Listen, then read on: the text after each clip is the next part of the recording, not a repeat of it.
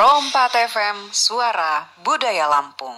Assalamualaikum warahmatullahi wabarakatuh. Selamat bergabung kembali di RRI Bandar Lampung Podcast di Pro 4 FM Suara Budaya Lampung. Saya Wedi Carlo dan hari ini saya kedatangan teman saya. Teman lama, orangnya memang cukup smart dari sekolah dulu dan sekarang terbukti dia menjadi salah satu kepala sekolah di Bandar Lampung. Pak Heri Risdianto, Kepala Sekolah di SD Negeri 2 Batu Putu, dan juga beliau adalah Guru Penggerak Angkatan 2 di Bandar Lampung. Assalamualaikum Pak Heri. Waalaikumsalam, Ya. Bung Medi Carlo. Kalau dulu saya manggilnya Heri aja, sekarang harus Bapak, karena Kepala Sekolah ya kan.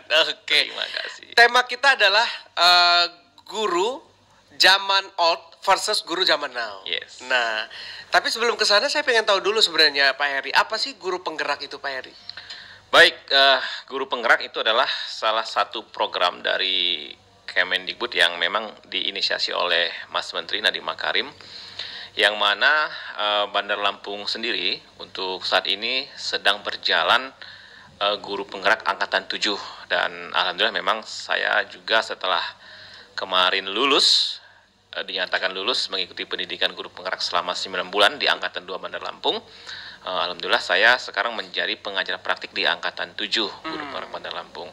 Dan memang program ini memang sangat bagus, yang mana tujuan utamanya adalah bagaimana ketika lulus nanti seorang guru bisa memberikan pembelajaran yang berdiferensiasi kepada murid-murid untuk memenuhi kebutuhan belajar muridnya. Kemudian juga menyiapkan para guru menjadi pemimpin pembelajaran di sekolahnya masing-masing. Itu Berarti dengan tema kita relevan juga ya? sangat relevan. Bagaimana nanti dikomparasikan dengan guru zaman dulu dan ya, zaman sekarang ya. gitu. Oke. Nah, kalau zaman dulu nih, kita tahu kalau Yeah. guru zaman dulu gitu ya. Nih, CBSA, catat buku sampai buku habis. sampai habis. Betul ya, Iya. catat buku sampai habis. Kemudian juga guru-guru zaman dulu kalau udah mau pensiun nih, 2 tahun lagi mau pensiun, udahlah guru-guru muda aja, kita mah 2 tahun lagi pensiun nih gitu. Nyaman. Ya sebenarnya. kan, udah yang muda-muda aja yang meneruskan, kita mah udah mau pensiun, udah mau selesai. Itu berlaku nggak di era zaman now sebenarnya Bang Heri? Atau Ya, Pak Heri? sebenarnya kalau berlaku atau tidak sangat tidak relevan ya. Karena di zaman sekarang ini bagaimana media elektronik, kemudian berbagai macam aplikasi pembelajaran yang sebenarnya sangat bisa diterapkan oleh seorang guru. Bagaimana dia bisa memberikan inovasi pembelajaran kepada muridnya di kelas. Dan bahkan saya sebagai kepala sekolah sendiri itu mulai mensosialisasikan kepada guru-guru baik di sekolah maupun sekecamatan begitu, untuk memberikan pembelajaran yang berbeda. Jadi tidak lagi mencontoh, mohon maaf ini kepada guru-guru yang tadi catat buku sampai habis. Catat buku sampai habis, kemudian gurunya ditinggal, muridnya ditinggal, gurunya metis ya. metis atau ngerumpi gitu kan. Nah, ini tidak lagi zaman sekarang. Jadi bagaimana ketika murid dengan niat untuk belajar berangkat dari rumah ke sekolah itu, tentu mereka harus ada hasil. Setidak-tidaknya satu kompetensi dasar pada hari itu mereka dapatkan dari gurunya. Oleh karena itu tentu guru harus ada inovasi-inovasi. Guru zaman sekarang harus bisa berinovasi. Contoh begitu. inovasinya yang harus dilakukan guru zaman now apa sih? Contoh ini yang biasa saja, tidak hanya melulu ya memberikan pembelajaran di kelas. Ajak murid keluar kelas. Kemudian selain itu, jika memang sarana dan prasarana sekolah itu mendukung, gunakan media pembelajaran baik itu proyektor, kemudian aplikasi permainan, Wordwall kah itu, Canva kah itu sangat banyak sekali yang tentu dengan visual murid yang menarik tentu menggugah semangat belajar mereka.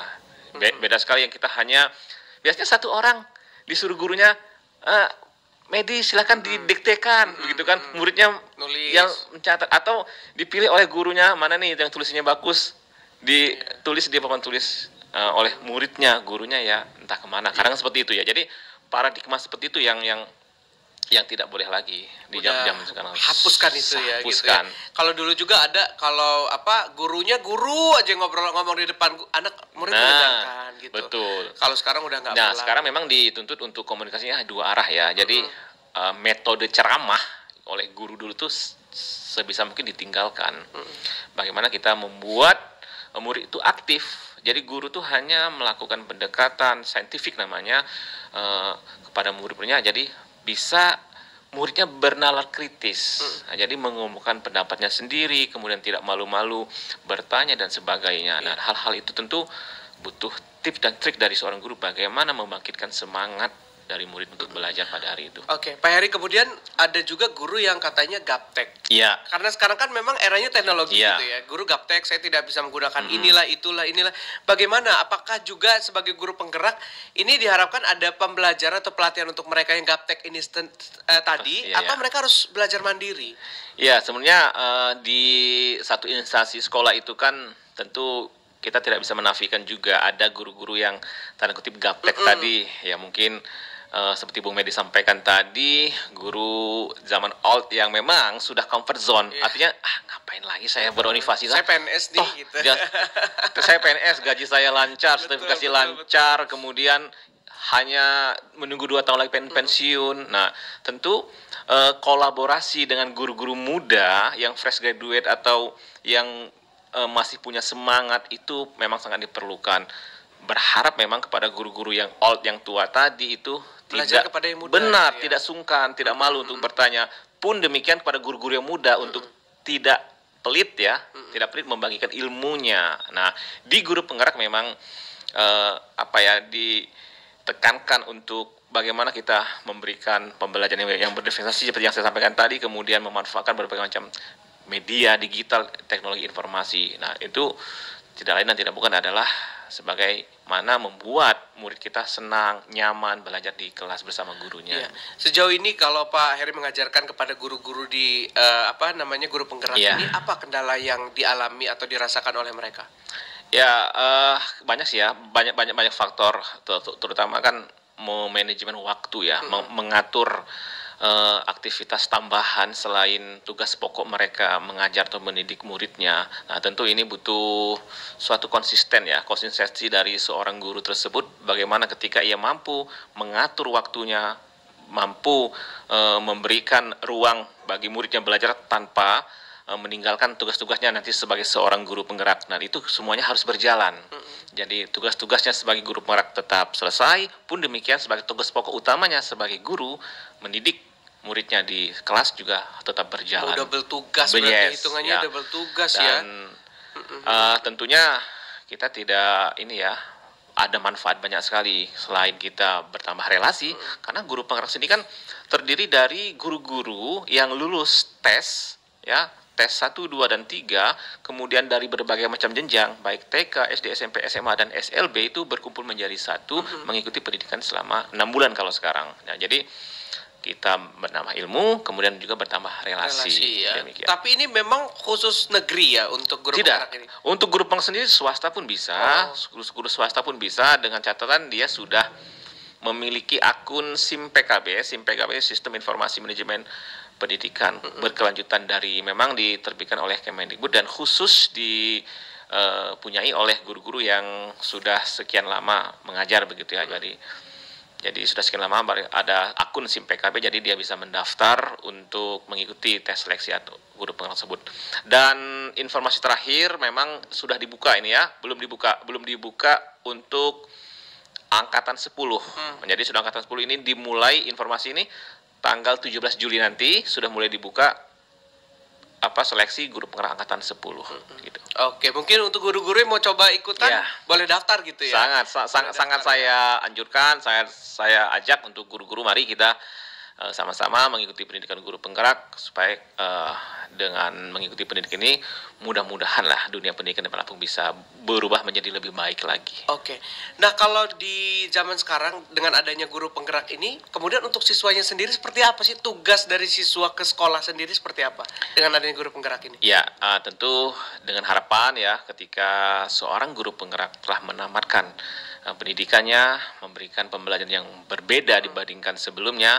Jadi tugas-tugas sendiri itu tidak lagi seperti ingat Kak Bung Medi ketika contoh bahasa Indonesia nih ya, guru bahasa Indonesia memberikan tugas yang satu item saja. Jadi anak-anak silakan membuat karangan atau jadi semua anak dituntut membuat karangan, mengarang bebas dan sebagainya. Sekarang anak-anak dibebaskan membuat tugas dengan catatan tidak keluar dari standar kompetensi yang ingin dicapai. Jadi boleh anak-anak membuat karangan, kemudian membuat infografis berupa gambar dan narasi dan sebagainya. Jadi silakan diberikan kebebasan kepada murid dengan catatan ada kontrol dari guru juga. Oh, jadi seperti ini mereka yang punya bakat menggambar ya menggambar, Ya, mengarang begitu ya. dengan catatan Tidak dipaksakan. tujuan pembelajarnya apa? Nah, tujuan pembelajarnya murid mampu menceritakan. Contohnya, menceritakan tidak hanya dalam bentuk lisan, bisa dalam bentuk gambar. Iya. Nah, tinggal nanti murid bisa berbeda-beda mempresentasikan di depan kelas. Contohnya, ketika dia punya pengalaman berlibur dalam bentuk gambar, nah, bisa nanti dipresentasikan di kelas. Ada juga yang dalam bentuk tulisan, ada dalam bentuk silakan diberikan kebebasan. Itulah sekarang kan ada Merdeka Belajar. Nah, Merdeka Belajar ini ya, bagaimana kita seorang guru menuntut murid itu sesuai dengan watak dan karakternya, begitu. Luar biasa ya, Pak Heri. Ini sangat mendukung bagaimana kemajuan pendidikan yang ada di Lampung dan juga di Indonesia khususnya. Kemudian sebenarnya dengan adanya Merdeka Belajar tadi yang disampaikan oleh Pak Heri, apa manfaat yang bisa dirasakan oleh anak-anak didik kita? Yang pasti dengan kemerdekaan belajar yang dirasakan, murid merasa nyaman belajar dengan gurunya. Kemudian murid merasa tidak terbebani dengan tugas-tugas dari gurunya. Dulu ingat zaman dulu ya, ketika kita diberikan tugas sepertinya kayak riweh banget gitu ya, mengerjakan berat dan sebagainya. Nah, ini murid bisa berinovasi. Silakan mau yang membuat video, silakan. Bahkan ada yang bisa membuat podcast seperti ini juga bisa diarahkan seperti itu.